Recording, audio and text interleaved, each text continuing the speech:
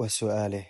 Qofka lacagta haysto lama weydiiyo halkee lacagtaa ka keentay, ma tukataa, diintee haysataa, adigu maxaa tahay, lacagtan ma xalaalaa, ma xaaraanaa, intaba lama weydiiyo.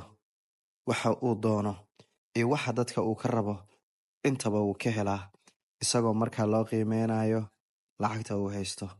Laakiin qof aan lacag haysanin, shaqa haddii uu doonto, su'aalo badan ayaa hortaalo. Haddii uu gabar doonto, su'aalo badan aan loo joogin ayaa horyaalo. Su'aashu waxay tahay marka, qofka wanaagiisa iyo waxa uu yahay miyaa la fiiriyaa, mase Soomaalida waxay fiiriyaan qofka iyo waxa uu haysto oo keliya. Haddii aad wax haysato si walba aad u xun tahay, waxaad noqonaysaa qof wanaagsan miyaa? Haddii aad wanaagsan tahayna, si walba aad u wanaagsan tahay, haddii aad waxba haysanin, waxaa tahay qof xun. Sidaas miyaa Soomaaliye? Iga jawaaba qaybta qoraalada igu soo qora.